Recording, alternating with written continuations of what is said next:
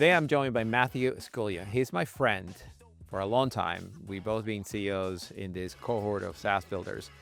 But he's also the founder and CEO of Matillion, the data productivity cloud, and the creator of Maia, your agentic data engineering team, which is completely brand new and is launching very, very soon.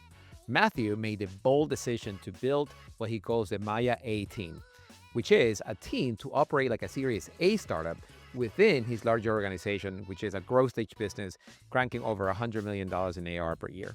Now, he's one of the few people that I know personally who has done this successfully and pull it off and got his agentic product out to market on the back of a very small team within his organization. So in this episode of GetPaid, we're going to find out what drove him to make his decision, what were the choices, what else did he think about when he was making this decision, and what would he do differently if he had another chance. Matthew, let's get paid. Matthew, so good to see you. Thanks again for accepting to be on this podcast and dropping some knowledge bombs on all the other CEOs and entrepreneurs, our agent builders. And this comes from a point of scale. So you're at scale, you got a company and a product that is crushing it in the market, but the market is shifting. So you went and decided to make some choices. So why don't you walk us through what Matillion is and what Matillion will be over the course of this transformation? Manny, love to. Very happy to be here talking about this topic, not least, my friend, because I always enjoy talking with you, but also because this is just such an exciting time in our industry and such a prescient topic, I think. So, Matillion, we're an enterprise infrastructure software company. So breaking that out just for anyone that isn't enterprise infrastructure, that's the plumbing that makes the enterprise IT department in companies work. Software company, we make a software product. We don't sell people, we don't sell consulting, we sell software. Been doing that for about 10 years. Specifically, we make data integration software, ETL software. This is what we've been historically famous for. All the way back in 2015, we were building data warehouses in the cloud. That was a new thing to do then, believe it or not, Manny. And what we found is the tools that data engineers used to do that weren't built for the cloud and were slowing us down. So we built our own tools, realized they were very good, and so decided to pivot to becoming a software company and selling them. And that's what we've been doing for the last 10 years and what we're famous for. The thread that runs through that is what we call data productivity. So even back then, when we were building the tools originally for our own use and then starting to sell them, the problem that we were really trying to solve is making data engineering teams of human beings, go faster. Because in every company that I've ever met or worked in, people have a lot more demand for data use cases, AI projects, machine learning, analytics, dashboards, whatever, a lot more demand for those than they have time or people to deliver. And in fact, if you survey enterprises, 80% of them say they are unable to keep up with the backlog that the business is putting on them. And 90% of them say that problem is getting worse over time. So that thread has always gone through what we do. And what we focused on was building tools for human teams to use that made them more productive. Yeah. And we were somewhat successful with that. We built a growth stage company. We're about 100 million of revenue. We have about 1,000 large enterprise clients around the world, and we have a team, and we've raised a bunch of capital. You're very successful. Don't undersell yourself. You got to 100 million. You're cash flow positive. You're growing. You're part of critical infrastructure. You're crushing it. You're Yeah, doing I mean, great. it's a proper company, right? It's a proper company in We're, we're, Manchester, of other places. well, that's God's own city, Manny. It's where software was invented. You've been. I gave you a tour around it. I seen it. I seen it. But yeah, look, I mean, as a separate topic that you and I could agree on as entrepreneurs, we're never happy with where we're up to, are we? But that thing, you'll notice I've been using the past tense a bit, right? Because Yeah, yeah. we were successful in business building. I'd have liked to have been even more successful. And we were successful on the mission. These human teams that used our product, they were about 3 times more productive than they were if they did it by hand or used a competitor. And that's meaningful, right? You only need 10 people instead of 30. You only need a month instead of 3 months. Where are we going? I keep using this phrase that we didn't have to use 2 years ago, human teams. Mm. And you're like, well, yeah, Matthew, all Yeah, of teams course are they're human human. teams. So what else is Um, gonna be? but they ain't anymore. And so we can maybe dive into the story of how this decision was made, how we activated it. I don't want to kind of just, I will love that. I would love to yeah. like to get But into the nitty gritty of what happened I because this I is don't want to one shot it all out in one answer, but where we're going is that if you really want to amp up your business's ability to deliver data use cases, and by the way, you do really want to amp it up because over the next couple of years, every CEO in every business is going to be looking down at their company saying, Manny, I need AI. And yeah, yeah. you're going to be looking up saying, yeah, and AI needs data. And and the data team that was already underwater needs to provide all that data. So you have to go faster.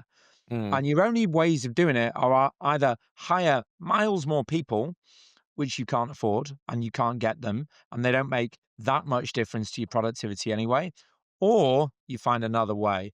And that's what Matillion is becoming famous for. That technology is called Maia, and Maia is a digital enterprise data team powered by agents that can augment or do the work of human data professionals.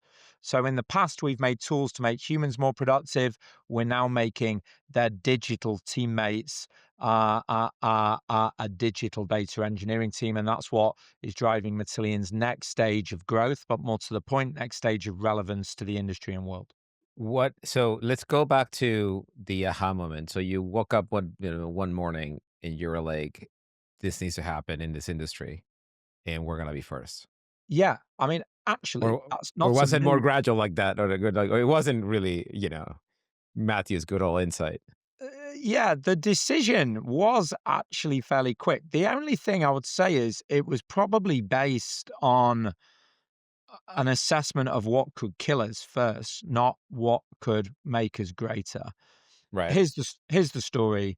Very quick as a bit of background context. The product we launched in 2015 was getting to the point where we wanted to build the next generation version of it.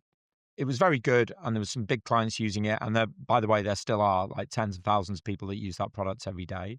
Yep. But we'd learned a lot over the 10 years of selling it, and I think of it like cars. Like the one that we launched in 2015 was the 2015 model year BMW 5 Series. But we were just getting ready to launch the 2025, right? We wanted some mild hybrid in there. It needed better sat nav. We wanted to make it out of aluminium. And so this is an unusual thing for growth stage software companies to do. But we were making and had made the decision to completely rebuild our platform, which was going to be very expensive, as it turns out, very hard work, but was going to be worth it. And we were just orbiting around that decision. Nothing to do with AI. We just needed to do that anyway. Yeah. This is the core ETL The core, engine, if you would, the core of ETL engine, yeah. And the main reason, by the way, is Matillion ETL, the original product, was built for the cloud. You can only run it in the cloud. It was built to work with cloud data platforms, but it wasn't SaaS. It was mm, PaaS. You yep. deployed it as machine images inside of your cloud account, and the market just wanted unlimitedly scalable SaaS. And so the only way we could achieve that was to spend many tens of millions of dollars and many hundreds of engineers for a durable period of time to completely rebuild it. But that was actually a really good thing because remember, we'd become world leading in terms of expertise and experience on enterprise data integration by that point. And so getting a do over to completely rebuild the platform meant we could build something just incredible. And we were in the foothills of that journey, laying down the early infrastructural code in 2023.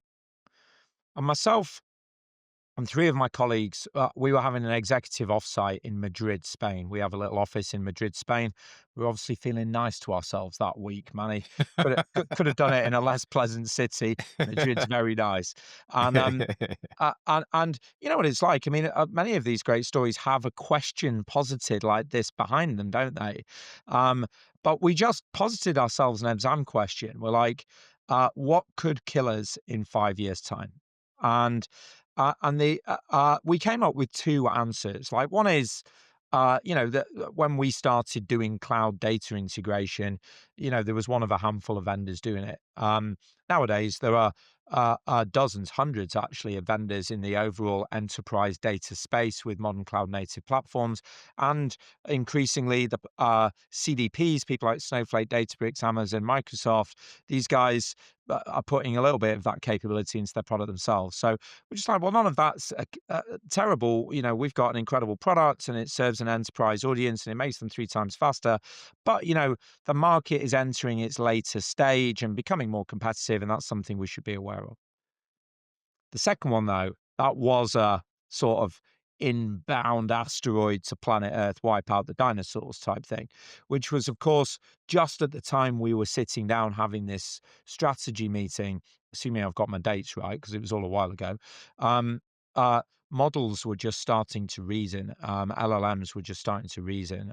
So wait, And is this 2022 or before or after? Like when is this? It was about the time, if I've said any of the dates wrong, my apologies, but it was about the time. Do you remember DeepSeek releasing their model Yes, yes, the yes, yes, yes. and That the was last news year. was full of like, oh my goodness, geopolitically, China's now ahead of the US, and that news Yeah, evaporated yeah, away very quickly.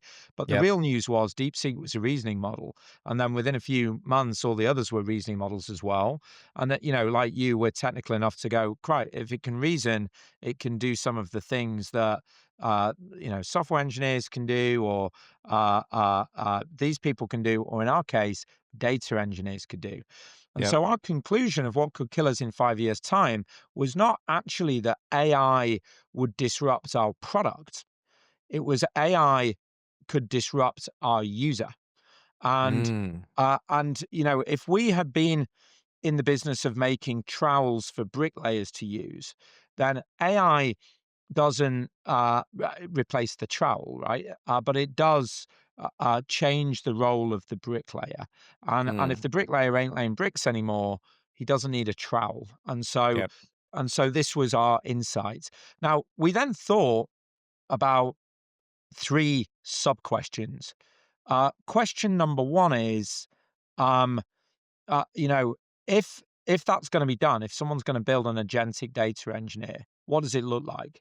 And we Mm. concluded that it looks like some really smart AI technology, some really clever agents, but also those agents, just like the bricklayer, they still need trowels to use.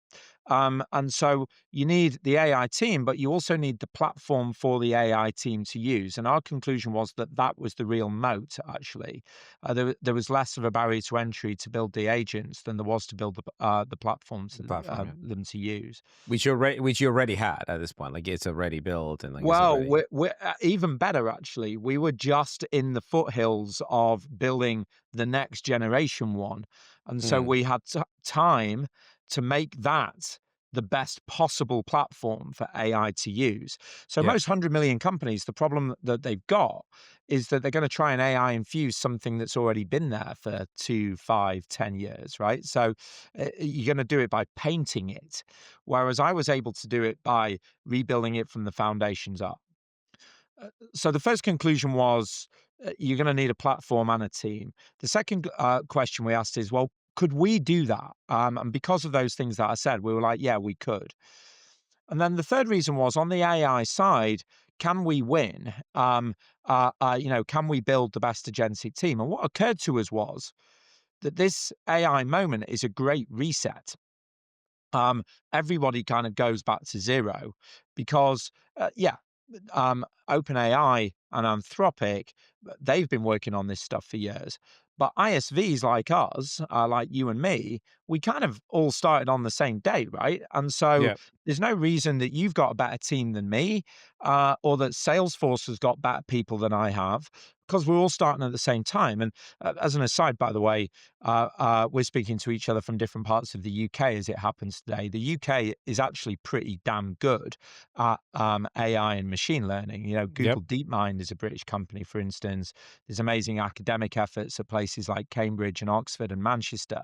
So, we asked these three questions, like, what would it look like? Can we pivot to that, and can we win? And we concluded yes. So we Mm. came out of that room and said, we're pretty interested in how the market's going to play out in the next 5 years. But we definitely think it's going to be materially altered and disrupted by AI. And we actually think we're incredibly well positioned to do that. So let's get after it. So it actually was quite a quick decision. Now, that's not Yeah. to say that I knew exactly then what it was going to look like now. There was a lot of things to prove out, but we Mm. did get very aggressive on it then and got after it. And I'm really glad we did. What was the gap or the leap that you have to take? Was it a commercial leap or was it a technology leap or both? And in what order did that come in? Back in that meeting in Madrid in the few weeks afterwards, it was really just strategy, which sounds grand, but really to start with is just words on a PowerPoint slide. Yeah, yeah, yeah. And it was engineering investment. So we went and took some of our best people and we worked with all of our R&D organization to make sure what we were building on the platform side was going to be the perfect other side of the coin of having an agentic data team. You need the team and the platform. They needed to work like this, making sure all that happened. So that was about engineering prioritization investment. The strategy was about starting to modestly tell the story and write it on some PowerPoint slides. But of course, this was a while away from crystallizing, both on this very large investment we made in the platform in the end, and on the AI team. So for a while, it was a very important but internal R&D focus. The way I'd answer your question better, which is probably more relevant to the world as it is today, Manny, and maybe what's on all of our mind, you and I, and if we're lucky enough to have anyone listening, mate, anyone listening to the podcast, is how the business needs to change as this actually comes to market, and that is definitely commercial. I'd also say it's almost sociological. Ooh. Like every part of how you think as a business and identify as who you are needs to Mhm. evolve and change. We've spent 10 years selling data engineering tools to data engineers. Now we're selling profound value and a way to change the mathematics of how you think about the enterprise data team.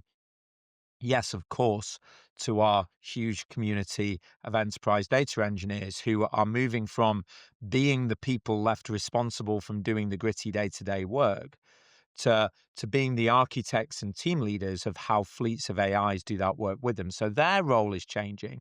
But also, we're suddenly talking with this incredible value story to CDAOs, CDOs, CIOs, senior vice presidents of analytics, of data, of AI, Yeah.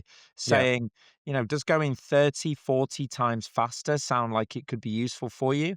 Does being able to migrate off that legacy technology that you've been able to get rid of for 10 years and doing it in weeks or months, not years, and at a fraction of the cost, does that sound interesting to you? Are you spending millions of dollars with third-party offshore SIs to, do the gritty, mundane work of the enterprise data team and augment your in-house and highly valuable human team?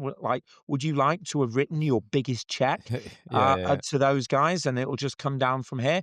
That's a totally different message for the customer. It's a different person we're selling it to. It's a different way of us thinking internally, of us pricing. It's a totally different sales motion. So, but So wait. You know that now. You yeah, didn't know I know that that now. it like the 2 days after your Madrid meeting and your strategy session. You didn't No, know this. didn't So know how do that. you No. find it? Like, draw the line for us, if you would, of like how do you go from like this sounds like a good idea to where you are now in your conviction? Because like Yeah. that's where everyone is confused about this. I literally just talked to the CEO of Outreach, and we're like, look, we're trying like we're all in the same boat of like trying to figure out like what's the shape of the opportunity and the problem and the commercialization and everything. And you sort of like, went a little bit ahead in the future already, and you're bringing some of these goodies I back to the cheated. rest of us. No, You oh, cheated. sorry. It Exactly, was. exactly. Yeah, You yeah, cheated. yeah. So, I mean, we spent 4 years and $100 million of our capital, like, building that platform, right? So, for a long time, it was, dev meetings. But then, actually, quite late on, I would say it's probably about a year ago today, it was November of last year. There was lots of other AI noise going on around the industry. And if you remember, and you and I were chatting about this at the time, I think, there was a lot of vogues in the early stage of AI. So, first of all, everyone wanted a chatbot, then everyone wanted RAG, and vector databases. That's where it was all going to be. And then agents, and you're like, oh, agents could be just the next one of those, and there could be schmagents next week. Right. Um, but and so there was this time, maybe 18 months to a year ago, there was a lot of noise, and I remember being in a meeting with my own board, and every board member was like, "Well, we should build one of these, and we should build one of these, and we should build I, one of lo- I, these." I I love when the product strategists get in the room and they tell you what to do. It's nothing nothing more rewarding. But all they're doing is their job, which is to synthesize what's going on in the market. And there was like 5 startups, 10 startups in each of those areas, and you're just trying to pick the winner. But for me, what never changed from when we built a product for our own use in 2014, became a software company in late 2015, and today with Maya, our mission has always been the same. Our mission's like businesses want data, and the only way to get it to them is to build data use cases, and getting faster and more efficient on that over time is a good thing because it's the only way of solving the maths that the world doesn't have enough data engineers. That mission's always been true. And so for me, it was like applying that AI capability to that mission was always the way that we were Mm, going to go. mm, But I guess when it really started to change is when we really saw it start to work, like the technology really started to work. And, mm. we're sat there, using this stuff internally, and you're having a conversation with Maya, and you're not saying, like, can you document my Git check-in for you or for me, or can you do a load of really boring stuff? What we're Yeah, saying is, could you deliver an outcome? And yeah, it could. And at that point, I think my colleagues in the office, I mean, they all agreed with me, but I think my colleagues back at Matillion would probably agree. I was like, holy moly, like this is profound, right? Like that has just done the work that would have taken me a week to do. I'm a bit yeah, out yeah. of practice of being a So do data you do you do you needed to see that to get conviction? Is that what happened? Because I noticed in your culture is very like show me, don't tell me kind of thing. But for you in your own psyche, you actually you had conviction, but now you saw it, and that put you over the edge, or you had conviction all along. Like what did that do to you? I should have kept a diary at the time, knowing this podcast was coming up. But um, I'm I think digging into the annals of the history there. I'm not saying it's the only way that it could happen. Mm, But I think in my case, we'd written the strategy, we'd made the investment. You're asking me, how did I then start thinking about all the downstream ramifications of that? I think I started thinking about all the downstream ramifications once I saw it.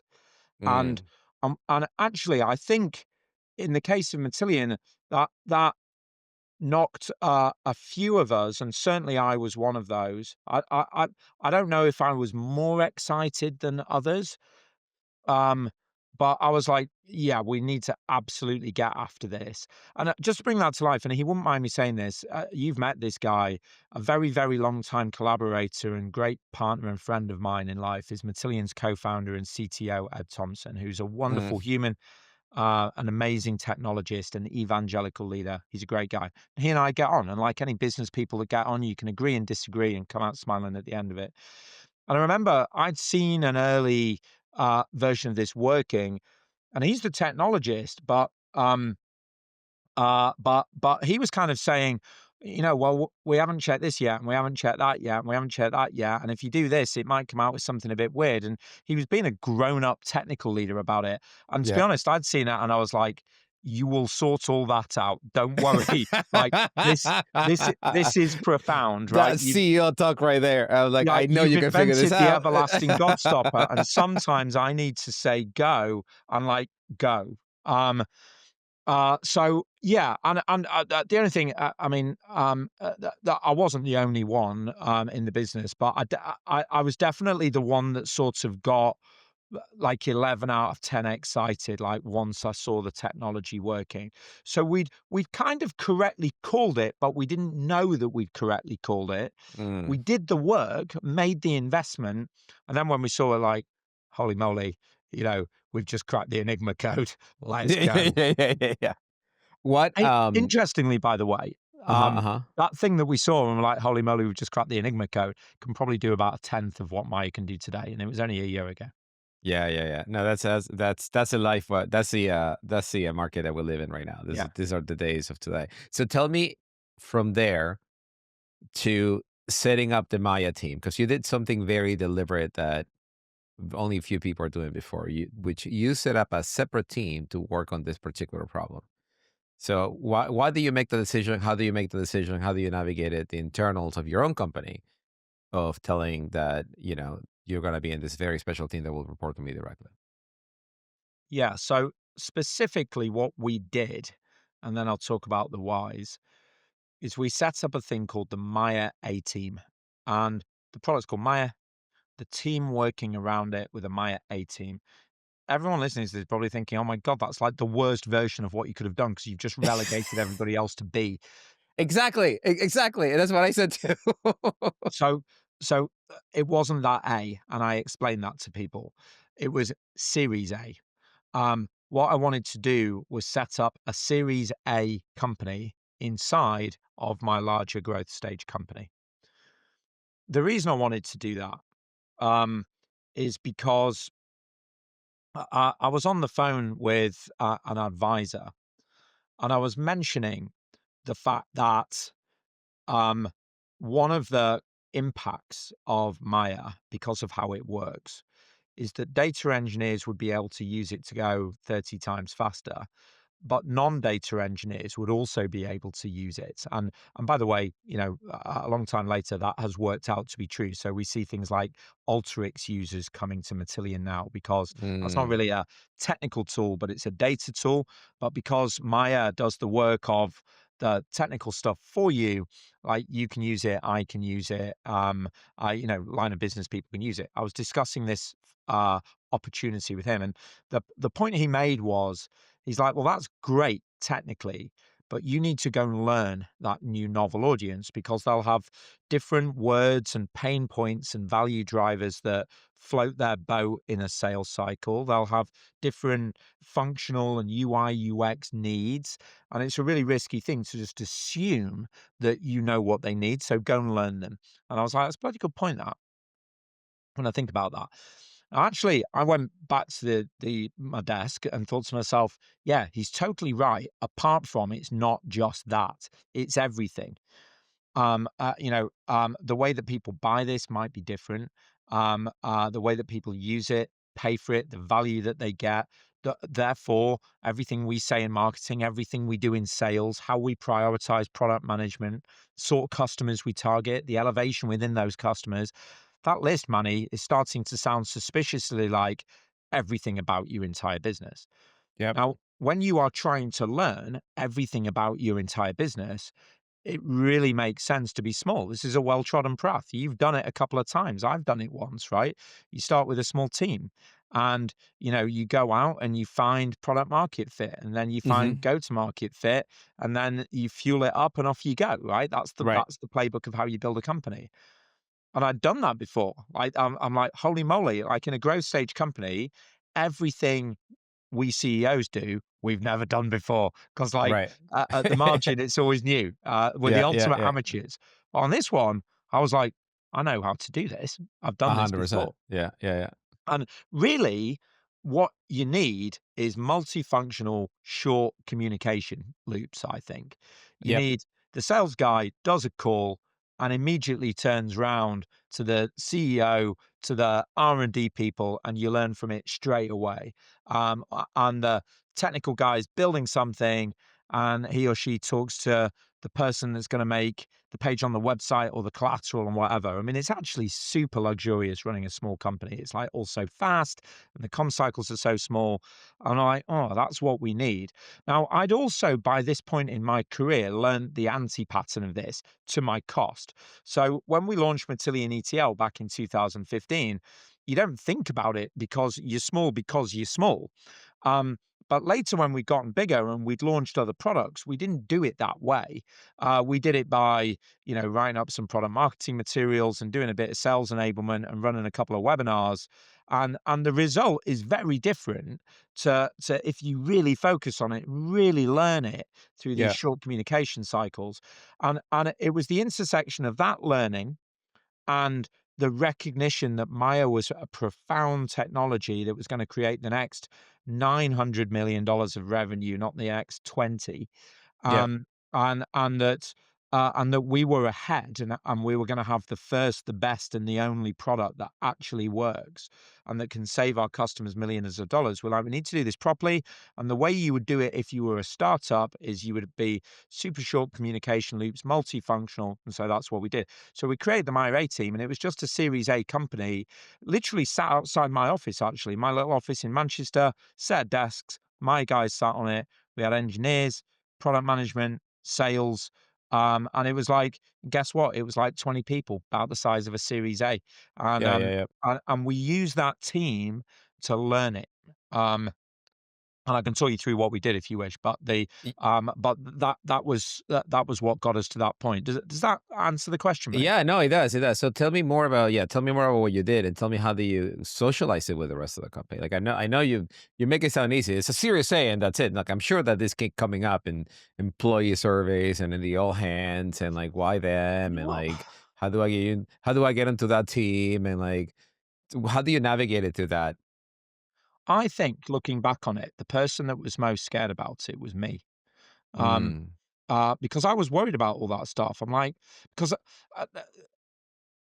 Matillion is a company where we have a pretty good culture. We talk a lot about, it's team before self. Really, we don't say it exactly like that internally, but that's what we're saying. We just care about making a dent in the universe bigger than ourselves, um, making the lives of our customers better, building a great company is a byproduct of that. So we have worked on that over the years. Nonetheless, though, creating a team called the A Team and everybody else isn't on it.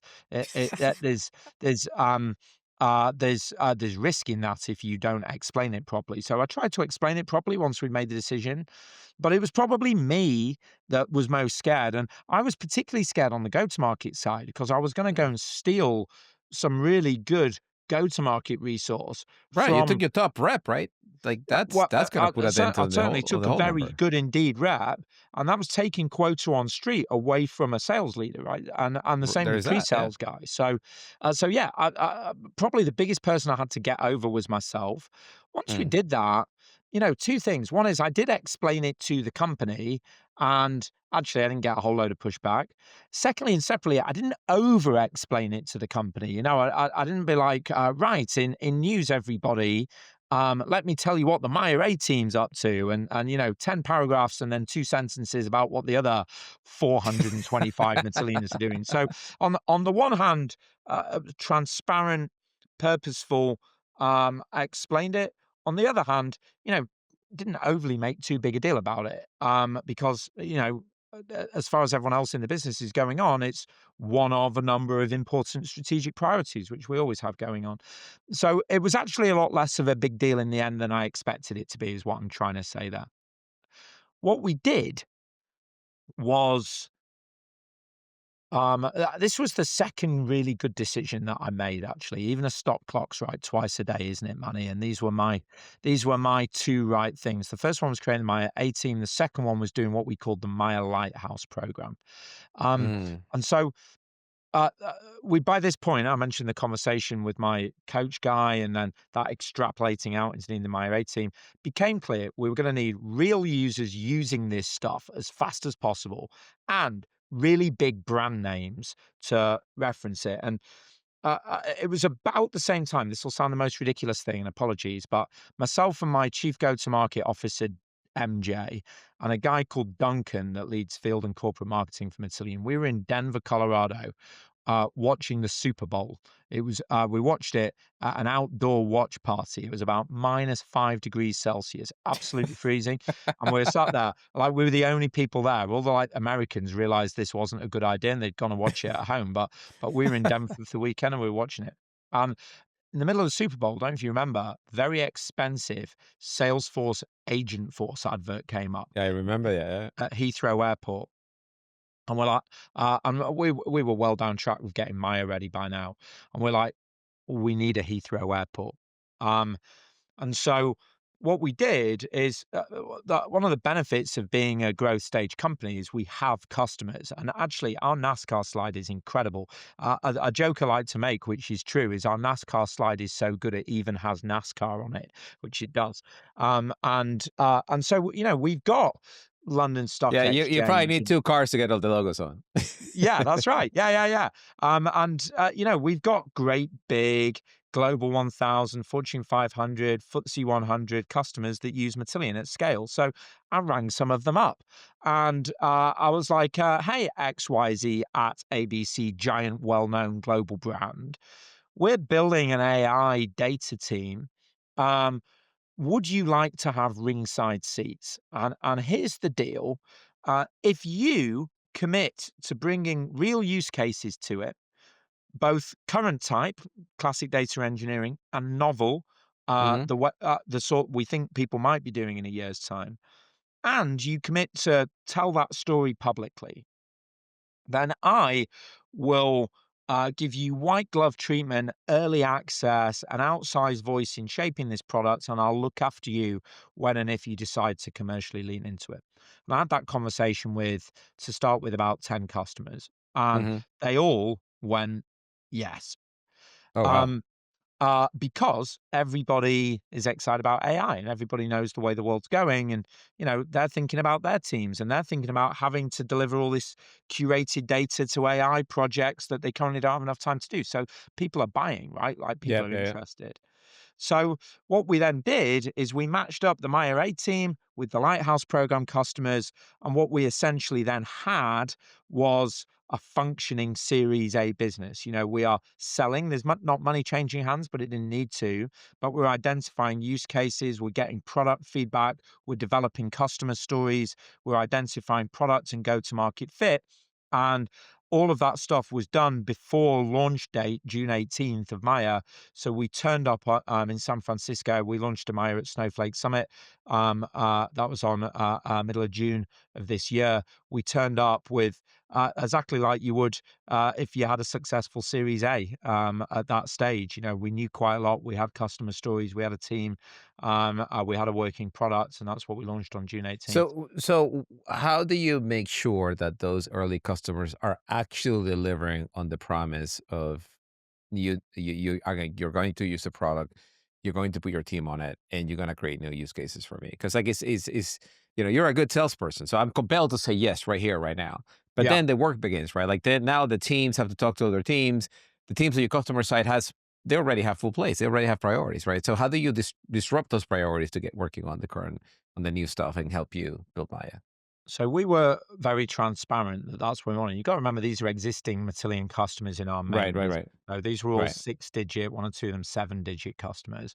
And so I have proper relationships with those customers, and I can have an honest conversation. And the honest conversation was like, please don't do this if you aren't going to do it properly. And then the other thing was, um, and by the way, that was for them as well as me, right? So Right, that's not me being selfish. I'm just like, I don't want you to be half in. Um, right. the other thing was, once we'd got that aligned, and once they said, and I'm having to work hard in it, like, not to say the individuals' names involved, because of course these are real life customers, Right. I'm mentally visualizing their faces and names as I talk. But once they're like, no, I really want to do it, and I'm like, and this is what's going to be involved from your end, and this is what I'm going to do, and they were like, yeah, that sounds good, and I'm like, you sure? And they go, yeah. And I'm like, brilliant, let's do it. I then underpinned it with a contract, and so we sold a $0 contract that had those expectations at both ends encoded in it.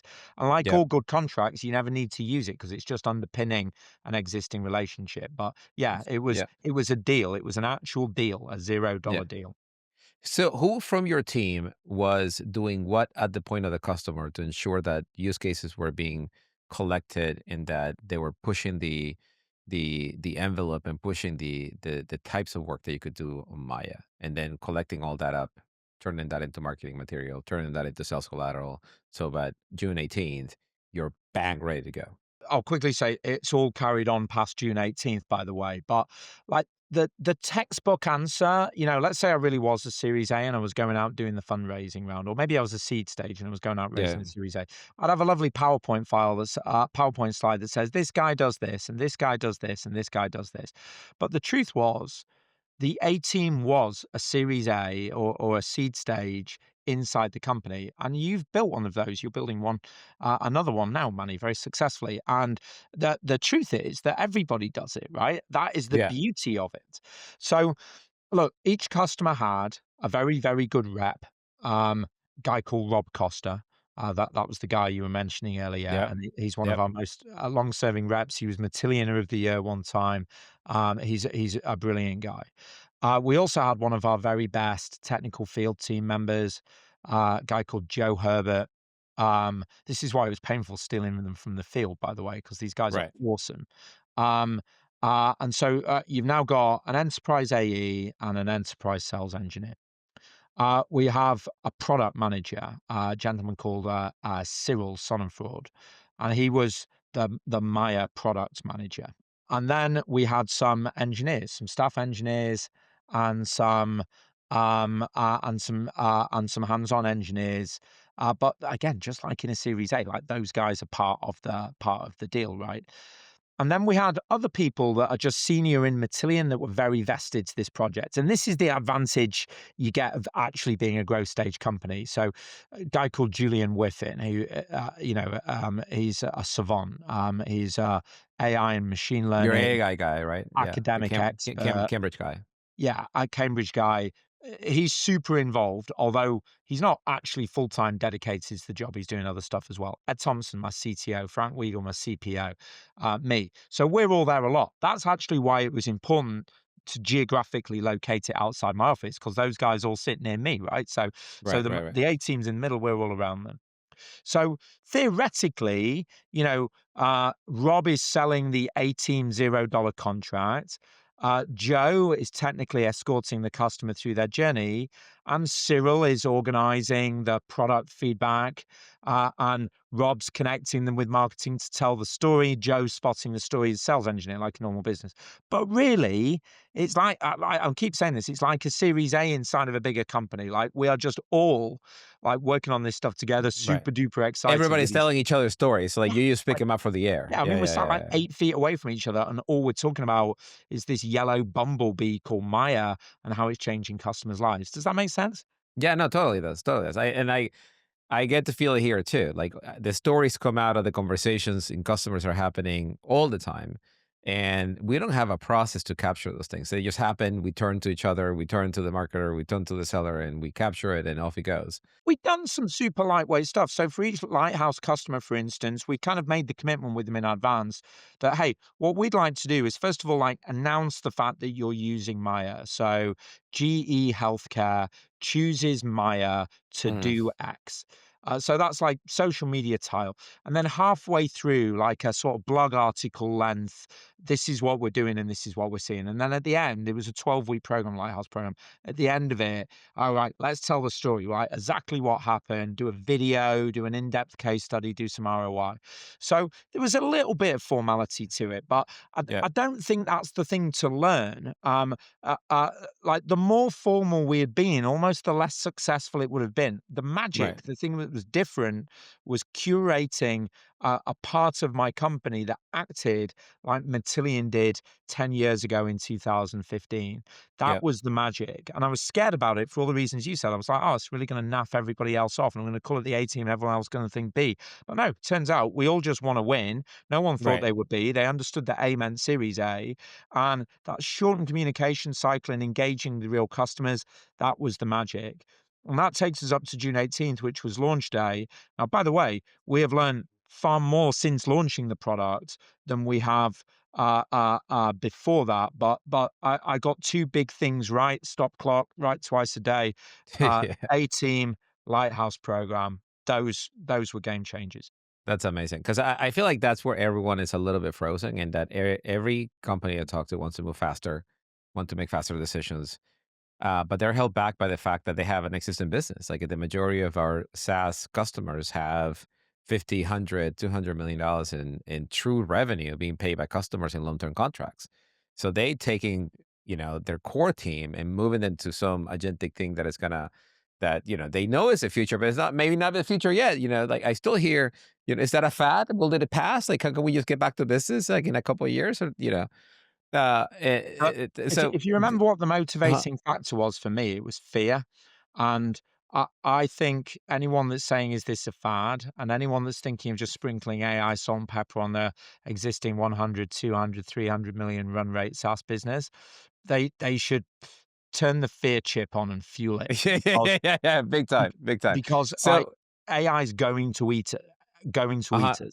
100%. Now, let's talk about the largest piece, and I think we have a little bit of time left, but the now you have a current customer base, and you have an agentic product that not only, you know, destroys the competition in front of them, but it also has some rippling effects on your current product, right? So they bought Maya, they bought this ETL solution, they bought the data cloud, and now, Maya is going to eat away at those transaction numbers and those seats, and it's going to do it because it's more efficient. So how is that going to play out? How do you move to your current customers and without dropping revenue?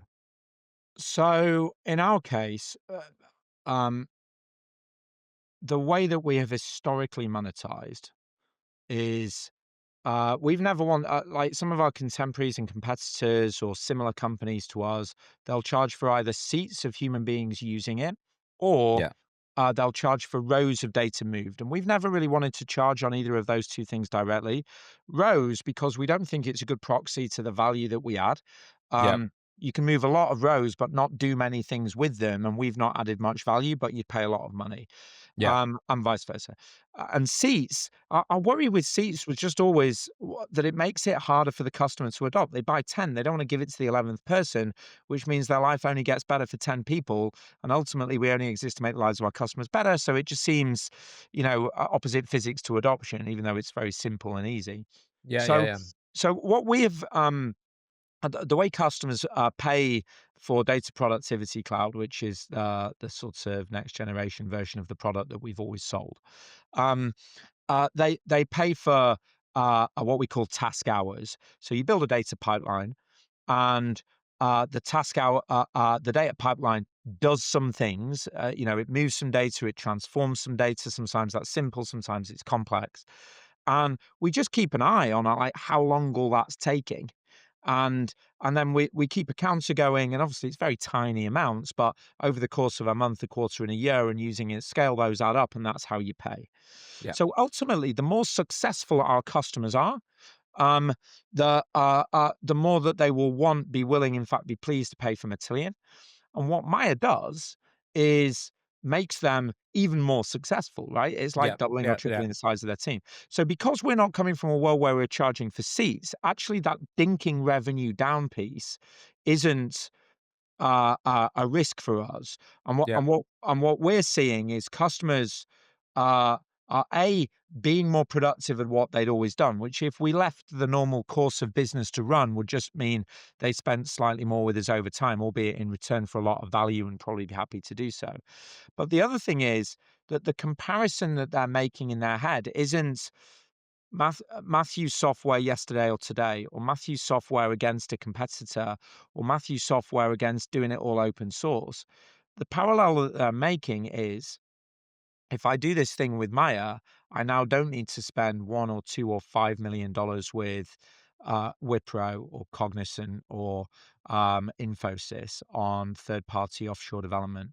If I do this thing, I can migrate that 15-year-old Informatica data stage ab initio estate over to something more modern, which means that my team of 30 people no longer needs to be split across 10 different products, and Mm. my licensing budget of $1 million no longer needs to be split between 10 vendors. Most importantly, what they think is, if I do this thing with Matthew software with Maya, um, I can, for the first time in my career, not be worried about the fact that I'm not giving the business everything that it wants, because I can do things like literally 20, 30, 40 times faster. And all of those have profound economic value for our customer. And so in our case, seeing this as a threat to our own revenue, as a cannibalization thing, isn't a risk. This is a wallet share increasing opportunity for Matillion, but more Yeah. to the point, a surface area to add so much more ROI and so much more potent and obvious ROI Yeah. to our customers. What is difficult, though, is taking my own business on a journey from that, from boardroom to boiler room. My guys are used to selling trowels to bricklayers, like Right. tools to data engineers. Suddenly we're selling, new careers to data engineers. and new horizons, opportunities, and ROIs in different solar systems to senior buyers. And like getting that quickly installed across the business has taken like a lot of standing on tables and waving arms from me, a lot of development of sales enablement materials and product marketing for our team. It requires us to sell in a different way. Yeah. And actually that's in some ways the harder work because you've got to lift an entire go-to-market organization to be able to do that. Good news is though, that turns out they're just as excited about it as those first lighthouse customers were, because once you see it, you're like, oh my God, the world's changed. But also everyone's excited about AI, right? 100%. And what I love of what you're doing is a lot of people are talking about dipping into headcount budgets, dipping into BPO budgets, because those budget pools are significantly larger than anything in the CIO tools or IT budget. And a lot of people talk about it. You're actually doing it. So you're monetizing in such a way that is very, very, very profitable. I was chatting to the chief data officer of a life sciences company the other day. Existing customer, but the guy was new. He just joined the company. And I was like, tell me what's going on. And he's like, well, we're short on staff. So the first thing I'm going to do is just hire 20 extra data engineers. I'm like, I'm so glad we've spoken. Please don't do that until you've seen this. And That's a big budget. 20 data engineers. That's a big budget. like That's a big budget. $200,000 fully loaded a piece. This was in North America. Yeah, That's right. they were in a posh city. They'll be Yeah. $200,000 a piece. So that's what A hundred four percent. So million you're bucks. walking into a $4 million. So like right there, you establish the size of the pie, and it's a lot bigger than the size of the pie before. And I can say, I've got this 10, like, what do you want them for? And he tells me, I was like, I don't think you should get rid of the data engineers, data architects, quality professionals that you've got.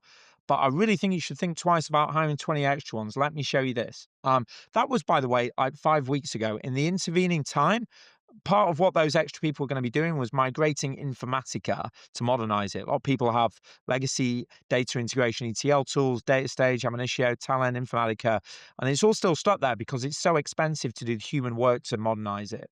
And one Yeah. of the things he wanted his 20 extra guys for, plus these guys spend millions on external resource, was to modernize that stuff. Because only once you've taken the pain of modernizing it can you simplify who you're spending money with on licenses, but more painfully, simplify, you can live art of war, right? In art of war, it says concentrate your forces. Can't do that if you split across 10 different technologies. They've already done it, Manny. They've used Maia to do it already. Like, That's so amazing. not only did I say it, it was true Yeah, because this that's agentic amazing. data team has done the work for him. It's amazing. That's amazing. So, That's so yeah, I mean, 100%. We're I don't like saying dipping into, but you know, uh, at the end of the day, in my industry category at least, people spend $1 on software. So that's me, my partners, and all my competitors. Add all them together inside of a chosen customer. That adds up to one notional dollar. For every one notional dollar, $8 to $10 on human beings. If you want to go twice as fast, yeah. that's a lot of money on that $8 to $10 stack, right? And the Yep. guy I'm talking to, what he really cares about is the 9 to 11, the total cost. And what he really, really cares about is delivering the payload, delivering the data use cases, Yeah. because Yeah. those use cases are what drives his multi-billion-dollar revenue business faster. And that's where the real money is made or saved. But he can't go fast enough to do them all at the moment. The problem's getting That's worse. amazing. What a great place to close. So you can either go after $1 or you can go after the $9 that supports a $1 of tech. Yeah. And you have done it. Everybody talks about it. You have done it. Matthew, thank you so much for coming onto the podcast. That was amazing. I think a lot of people are going to take real value out of this conversation. Well, Appreciate you, man. Thanks for being a friend. Thanks for being here. absolutely likewise. Total pleasure, mate. I'll see you soon. If you like this podcast, please subscribe on YouTube, Spotify, Apple Podcasts, or wherever you get your podcast fix.